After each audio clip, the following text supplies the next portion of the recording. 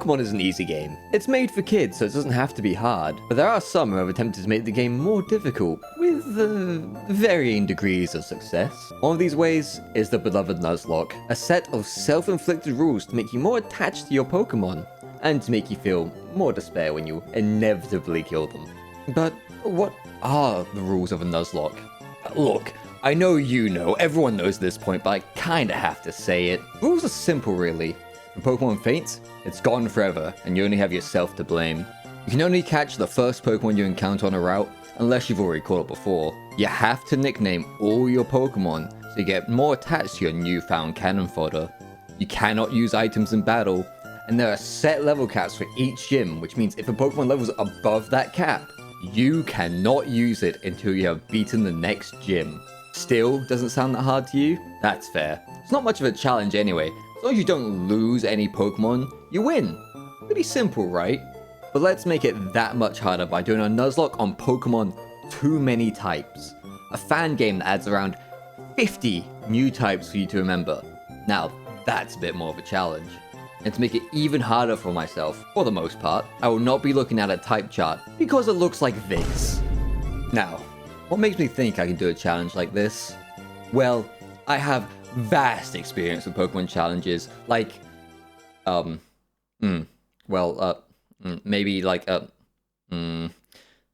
okay, maybe I don't have that much experience with them, but how hard could it be? Anyway, 7 runs in, and I finally start having a good run after a bunch of heartache, absolute rat bastards, and just dumb luck.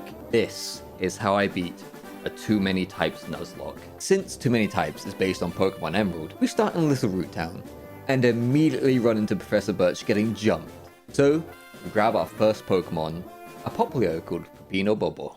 And then we run into the first challenge of this mod. Those psychos. They added like 50 new types of Pokemon into the game. Some could say that might be too many. And our little Pepino Bobo is a Water Silly type, which is actually super good for most of the early game. He will be our silliest little soldier. After the usual tutorial for Pokemon happens, you know, you beat up the Pokemon, you get taken to the Pokemon Center, get given the Pokemon nickname, blah blah blah blah. We get given the task to go see May, who has now gotten Chikorita, the Grass Bean type, which is, surprisingly, very weak to our Pepino Bobo. So we beat May, race back to Professor Birch, and get our Pokeballs. Now, as I mentioned before, we can only capture one Pokemon each route. So there's some form of luck involved as to what we might get. And this time, we got the Angie type, Poochyena. Yoink, you're mine now. I think I'll call you Gwenny. Oh, by the way, I stream this live on Twitch, so some Pokemon will be named after Twitch chatters or by Twitch chatters. Speaking of, we just got the boy. It will come in very handy later. We then move on, catch a little more Pokemon, and head to Petalburg City to do our next tutorial. The catching tutorial, which is totally needed right now, but we do this tutorial with a very important character, Wally. After holding down the skip button for a little while, I forget about him and continue on with my journey. You've probably noticed by now that all my Pokemon are leveling up pretty fast, and that's because this game has something called infinite rare candies, which completely skips the grinding part of this game. Thank God, am I right? Remember, as all good Nuzlockers say, grinding is cringe and cheating is based. Moving away from the town, we encounter this game's other feature. Yeah, you're seeing that right. 3 types. This, by itself, makes remembering what Pokemon are weak to so much easier, and definitely reinforces the fact that I do not need to use the type chart. Next, I got a Costly we call Cloud, which could evolve into a bastard, except I have no idea where I can get the stone for it, so he will stay as a little baby. We then run into the first encounter for this game's gang story. It hasn't really changed much in this game, so we're going to be seeing a lot more of Team Aqua and Team Magma, though they really shouldn't be any trouble. We then got a Ninetales to be, got a prize just for attending school, and then we're ready to face Roxanne, after a tiny bit of prep and evolving some of our Pokemon. Like usual, Roxanne isn't that hard of a fight. She is sporting the new Ancient type, but what are they weak to? I've got no clue. Some of my attacks were super effective, and really that's what matters. This is the first and only fight we'll use Cloud in. And it's just to stall out her ace because I could not risk losing a Pokemon this early. Remember, it's not cheese, it's strategy. And after that easy win, she gives us our first badge and an axe. And then we're off to deal with Team Aqua stealing something. I can never really remember what it is. Did they steal Pico? Anyway, after catching my most disliked Pokemon and dealing with the whole gang stuff, we were given yet another tutorial to just hold the fast forward button through. And then on my way out of the city, I stay clear of May since, you know, women are scary. And then I get on a boat just to clear a little bit more distance. We are then taken to an island, which is where we can get our first fishing rod. This allows us to get more encounters in cities and towns if they have a patch of water to fish in, which is exactly what I did. Welcome to the team, Karab. Remember when I said that Twitch chat named some of these Pokemon? Well, yeah, I kept in some of their typos. With all that done, it was time to face the next gym leader, Brawley. Beating him will give us the Lantern item, which will allow us to use Flash without actually having to teach it to any Pokemon. And look, I've played a lot of Pokemon Emerald in my time. It's my favorite Pokemon game, but I have surprisingly touched grass, and I've not even begun to memorize all the layouts of these caves. Moving on to the fight with Brawley, we found out that his typing has changed as well. Not only is he sporting the fighting types that he usually does, but he's now embodied what it means to be a gym, and has taken on the Stinky type Pokemon as well. With that in mind, his final Pokemon is a These Nuts type, and quite the curveball. Luckily, these nuts are weak to the cold, and we clear him with ease. That's 2 gyms down, and no Pokemon lost. Don't you worry, that will change. After collecting our prize and healing our Pokemon, I went back to Petalburg to get one of the water Pokemon there. Got a Magikarp. Not bad. Not great, but not bad. And now it's time for the cave. Since I'm like 7 runs deep, this isn't exactly my first time in this cave. So I pop a Repel to try get one Pokemon that I know will save my life in the upcoming battles. Oh hey look, there he is. After catching our sussy little guy, I then give Steven his letter and jump on a boat heading to our next destination. Unfortunately for me, we land on a beach, so I expertly avoid any kind of social interaction, and then run into Team Aqua doing their usual team shenanigans. So far, the gang fights haven't been that much of an issue. I don't really expect that to change. I'm never in really much danger when I fight these guys, you know? Getting away from all that gang stuff, I then grab the funniest Pokemon in the world, and then I get ready for the second May fight, which Pepino Bobo is now super effective against every single Pokemon she has. So we sweep her with ease. We then move into Moorville City. I get my team ready for the next gym and catch a Sandshrew. Oh, wait, that's Wally. I forgot about you. Oh, that's right. I have to do a battle with Wally before I do this gym. Anyway, that's done. Damn, what a forgettable character. Well, at least we don't have to see him for the rest of the game. And then I have to face Watson.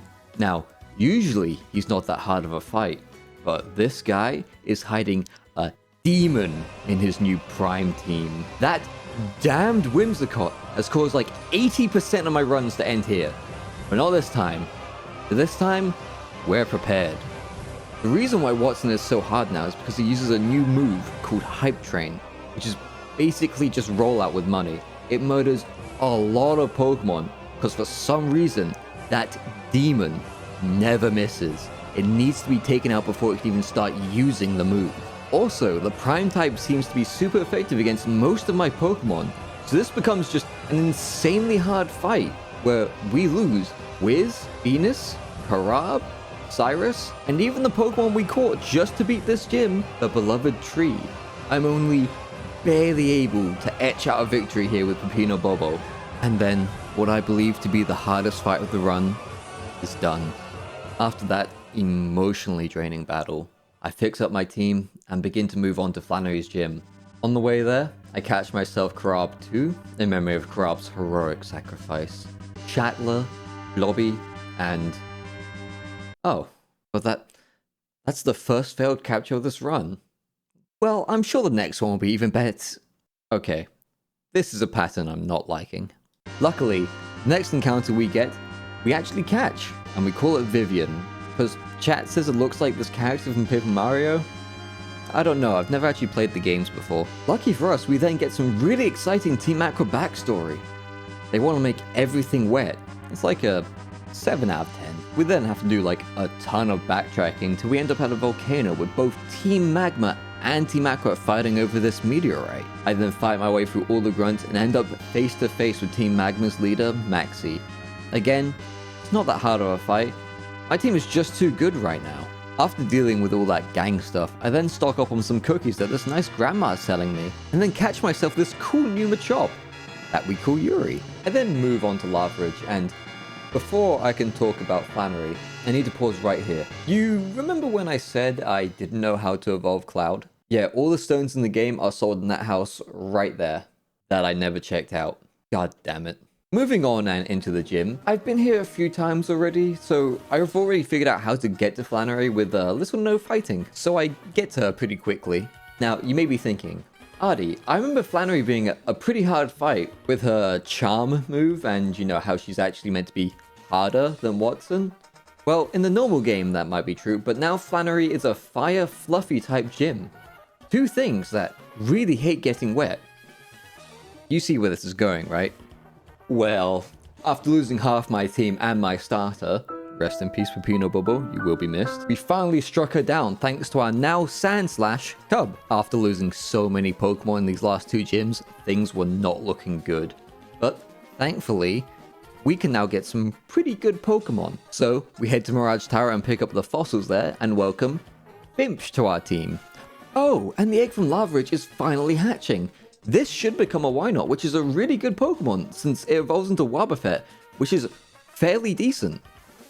Wait, no, that's not a Wynot. Listen, after beating the Nuzlocke, I can say there's a really good reason why that's not a Wynot. Anyway, we name our new horse Rarity, and then we head to Dad's gym. Getting to Dad wasn't that much of a problem.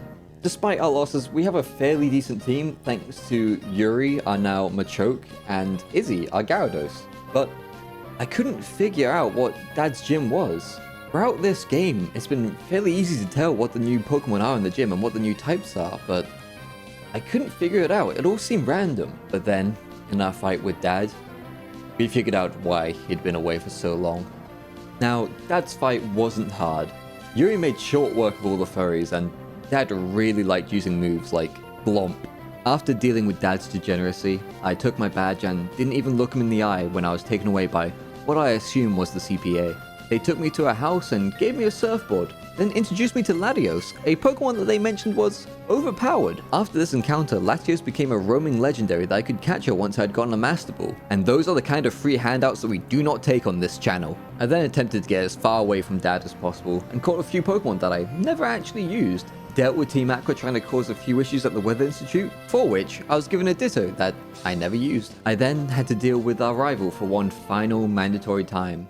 And without Peppino Bobo, this might be a much harder fight. It wasn't, since Izzy the Gyarados had learned Ice Fang and was now carrying us through the rest of the game. Running through Fortree City, we encounter and catch an Absol that I named Disaster because, my god, did it live up to its name. Since through my amazing skills and the Sunk Lost Fallacy, it killed 2 of my Pokemon before I was able to catch it. I grabbed the Devon Scope from Steven, and then it was time for Winona.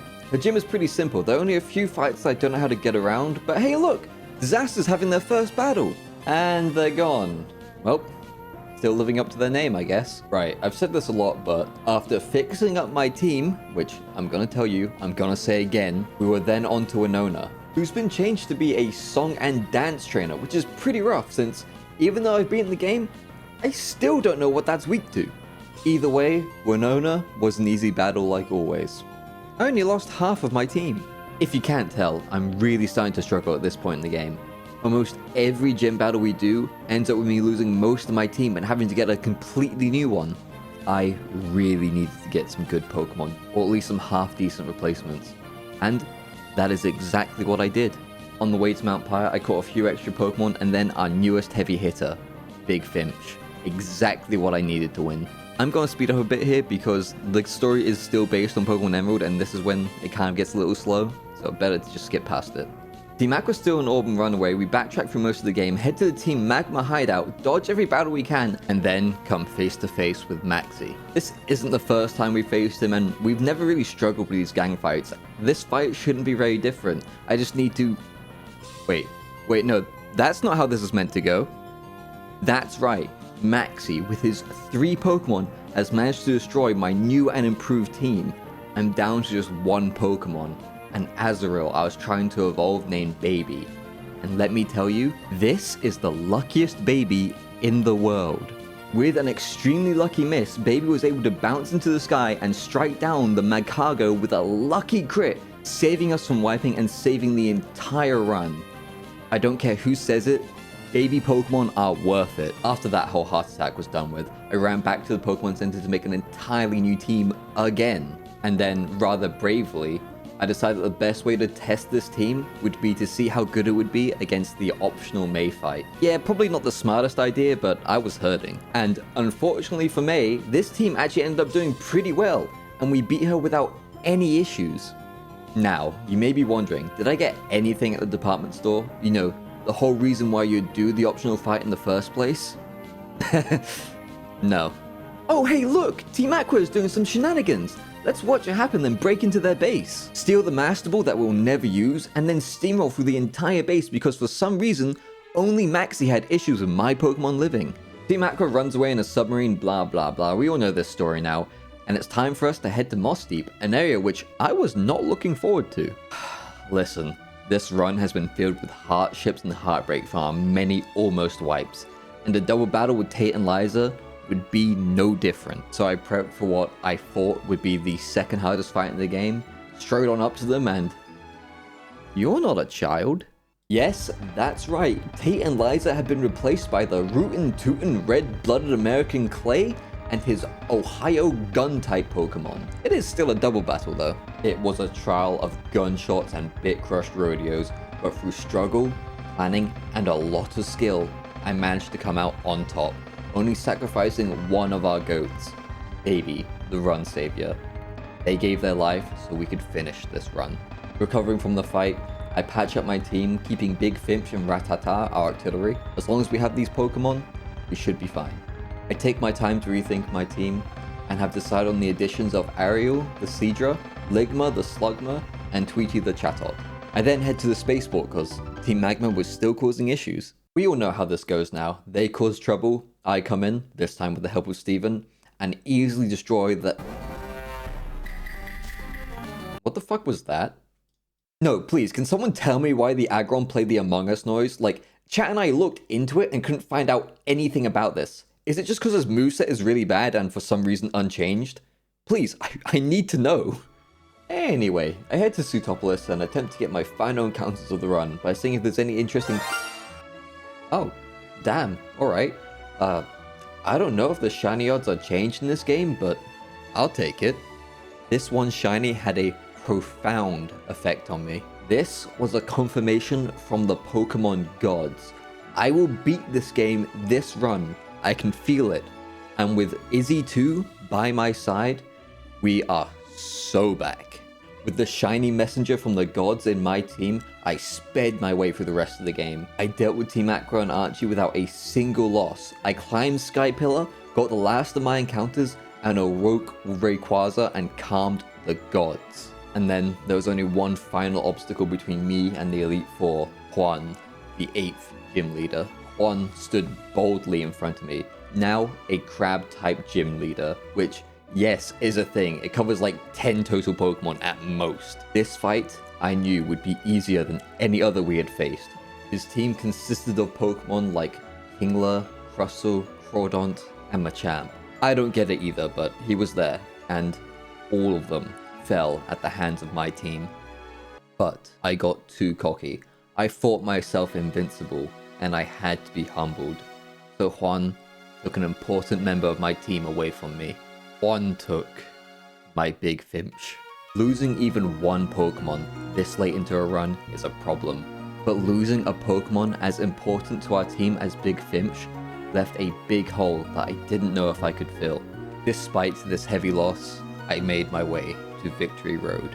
By the cave entrance to Victory Road, I prepped at the nearby Pokemon Center. I was this close to the Elite Four. It was just this cave. No big fights before then. It was a straight shot to them. Nothing could get in my way. Oh? Oh right, there's a Waddy fight here. God, I forgot all about him. I'm sorry, Mr. Forgettable. Let's get this over and done with so I can finish the Nuzlocke.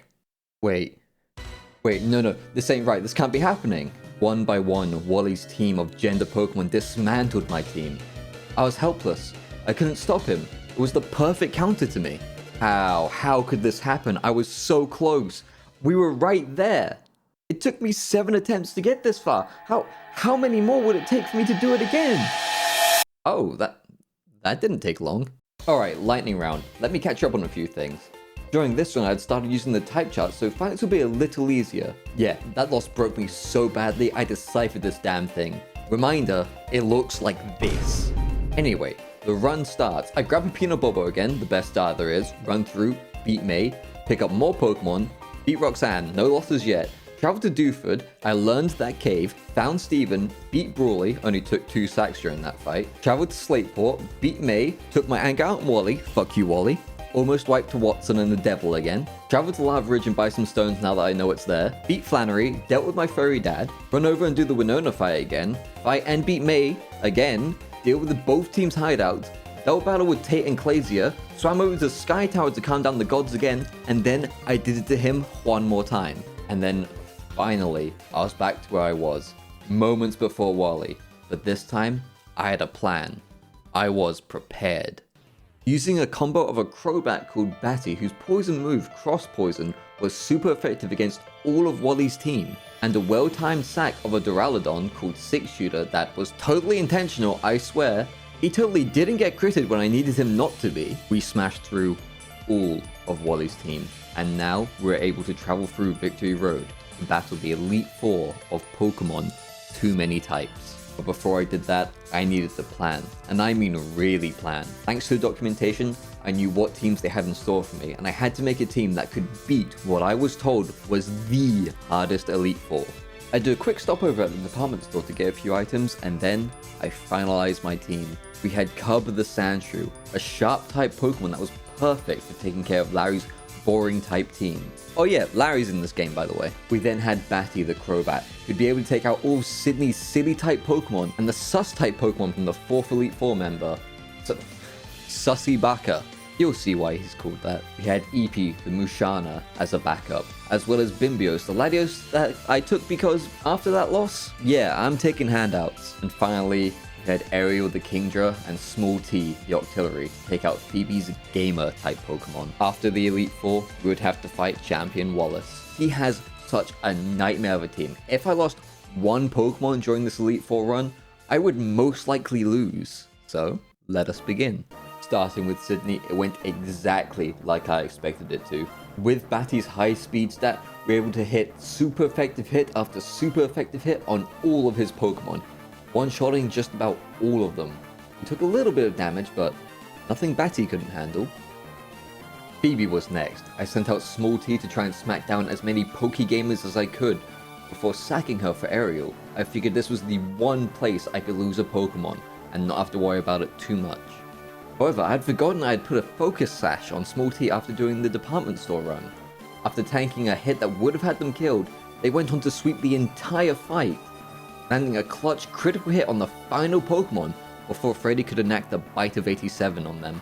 After beating 2 Elite Four members and not losing a single Pokemon, I got a little bit overconfident and moved on to Larry and his boring team. Now, I'm not trying to be mean or anything, that's just the type they are. But I made a critical mistake before going on to the Larry fight. I was so excited and so overconfident, I forgot to level up my Pokemon to the level cap for Larry. So despite being extremely prepared for this fight, I was going into it under-leveled. Small T was sent out first, just to see how much they could do, surviving a Giga Impact from a monkey because of Focus Sash again, and then they gunned that monkey down. But after that, I couldn't risk a switch out, which meant I had to sack Small T. Death by email. However, their sacrifice was not in vain. Cub came out next with his sharp knife hands, and after swords dancing, he slashed his way through the rest of Larry's team. And so, after beating Larry, we quickly leveled up our Pokemon and continued on to the final member of the Elite Four. Sussy Baka was going to be a hard fight, I can't believe I'm saying these words. They had a team of sus-type Pokemon, and despite having the type chart, I couldn't figure out what they were weak to. I started the fight by sending out the strongest Pokemon I could to test the waters to see what they might be weak against. But Sussy knew what my plan was and sent out a Ditto. In order to win this fight, I would have to use what I was weak against. After a few turns of non-effective moves, I turned to my handout, one of the few Pokemon that knew Ice Beam, a move that's type had been changed to OU, and it was just what we needed. After finding out that that was what they were weak to, I was able to steamroll my way through the rest of Sussy's fight, with only one hiccup due to a Moongoose's Spore, and a little cheat by being able to hit Mimikyu through their disguise ability.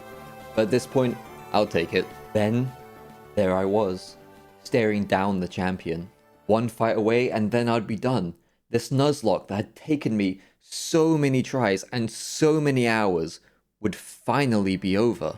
If only I can manage to do this one last fight. Champion Wallace starts his battle by throwing out a why not. And you might be thinking, what? Isn't that a baby Pokemon? And yes, you'd be right, but there was a reason we didn't get him in the egg, and that is because of his typing. While why not is a baby type Pokemon, which is weak to everything, he is also a reverse type, making it resistant to everything. So you can see why that would be a problem.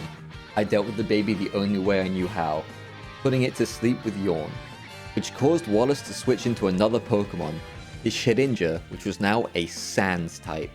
Yeah, you heard that right, Sans type, like Sans from Undertale, a type that is immune to all attacks, except the ones that it's weak to. It's like Wonder Guard, but now instead of being an ability, it's just a whole type. Now, tell me, what is Sans Undertale weak to? That's right, a knife! So I got Cub to stab him. One problem down. And then the monster comes out. Silvally, a nasty Pokemon that either does 8 times damage or 16 times damage to all Pokemon. Luckily though, there is some stinky cheese. While he can one-shot just about every Pokemon, thanks to some coding jank, if you have a Pokemon that has 3 types, it does so much damage to your Pokemon that the damage calculations wrap all the way around to doing only 1 damage. And, well, it's a really good thing that Batty is a Pokemon with 3 types. So we switch into him and slowly take the Silvally down. Yes, this is the only way you can beat him, I think. Wallace then sends out his Latias, to which I send out my Latios, and we just have them trade blows until one of them wins. It's just your average slap fight, there are no tactics here. The only reason I won is because I got a lucky Frostbite on Latias. He then sends out Deoxys, the Space Crab type, but for some reason, it's weak to Psychic moves, which Bimbios has. Goodbye, Deoxys. And then there were only 2 Pokemon left. Wallace then sends out his ace, a Metagross, a powerful Pokemon that could wipe me out. I would either have to play my best or get very lucky. And in a pivotal moment of the fight, he crab dances and throws the entire fight, allowing Bimbios to kill him. I honestly think the game was just giving it to me at this point. And then the baby came out. Why not had returned? If I had played this wrong, I could lose, since this baby had moves like Miracle, and if I just blindly attack, I would lose Pokemon. So with that in mind, I blindly used Thunderbolt with Bimbios and landed a lucky crit and Paralyze on the baby, who then used Miracle and ended the life of my handout. You did good, Bimbios. You did good. To end this off, I sent out Aerial and drowned the paralyzed baby with a Surf, hitting yet another crit and finishing the fight. And that was it. That was the Nuzlocke. All the pain I had gone through, the blessed run that ended up being cursed. I had finished this Nuzlocke of the Pokemon game that should not be Nuzlocke, and I won't ever have to do it again. At least, not until the next one comes out. What do you mean it's already out?